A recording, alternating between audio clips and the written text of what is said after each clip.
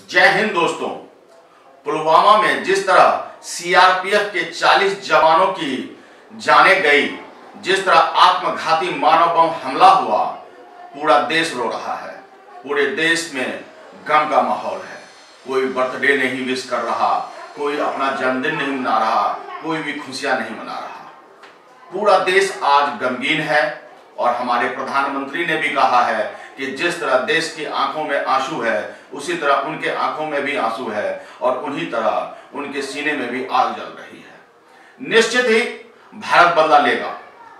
विश्वास मानिए, भारत हर खून का बदला जरूर लेगा।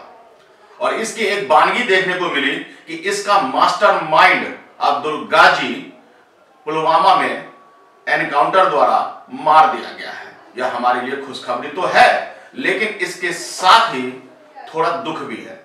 और बल्कि थोड़ा नहीं, यूं कहिए कि बहुत सारा दुख है, क्योंकि हमारा एक जवान भी शहीद होता है तो मानो घर का सीना फट जाता है और घर के माहौल में गम के वातावरण बन जाते हैं।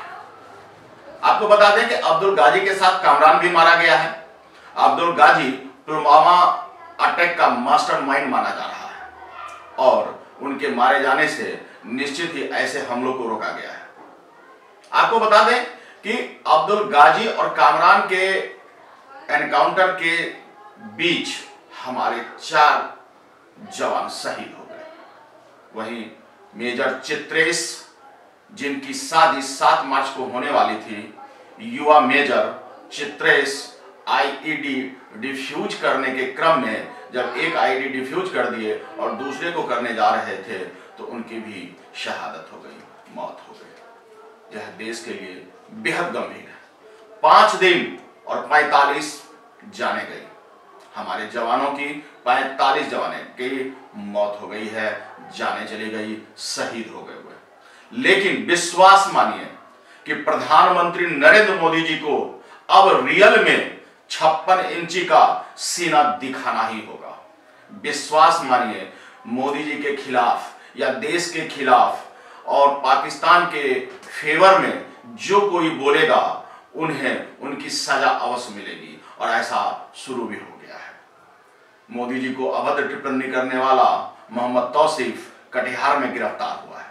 आपको बता दें, बिहार के कटिहार में मोहम्मद तौसीफ ने प्रधानमंत्री नरेंद्र मोदी पर अभद्र टिप्पणी की थी, जिन्हें गिरफ्तार कर लिया गया। वहीं ऐसे कश्मीरियों जिन्होंने पाकिस्तान जिंदाबाद कहा, उन्हें भी पब्लिक ने ही मुंहतोड़ जवाब दिया है।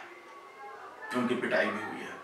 हम उस पिटाई का समर्थन तो नहीं करते, लेकिन हाँ इतना जरूर कहते हैं कि आप इस देश की आबो हवा में सांस लेते हैं, इस देश में उपजी हुई अनाज को खाते हैं, उनसे आपके शरीर का रक्त बनता है, खून बनता है और आप इस जमीन पर रहते हैं, यहाँ की जिंदगी जीते हैं और यहीं के लिए आग उगलते हैं, जहर उगलते हैं और पाकिस्तान जिंदाबाद करते हैं।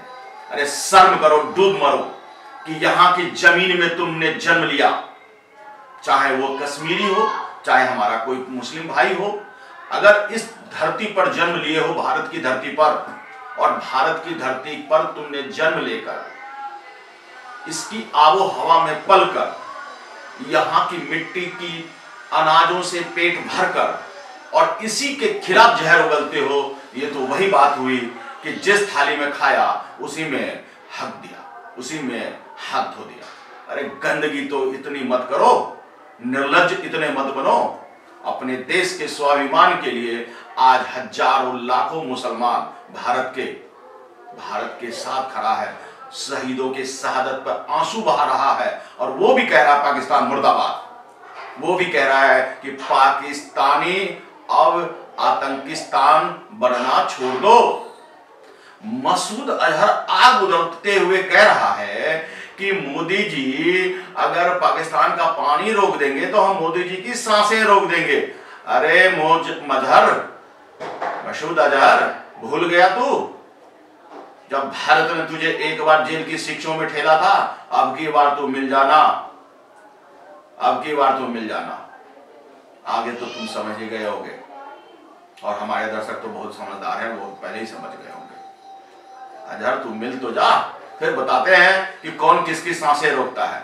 घर में बैठकर भौंकना तो सबको आता है। हम तो घर में घुस के मारेंगे।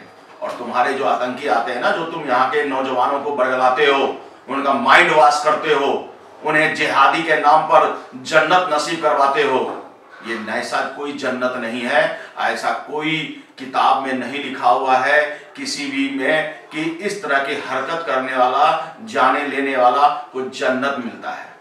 अरे उनके माइंड को वॉश करके तुम उन्हें मानव बम बना करके अपना फायदा कर रहे हो, अपनी राजनीतिक रोटियां सेक रहे हो। तुम अपने मंसूबों में कभी कामयाब नहीं होगे, कभी भी नहीं। जय हिंद दोस्तों।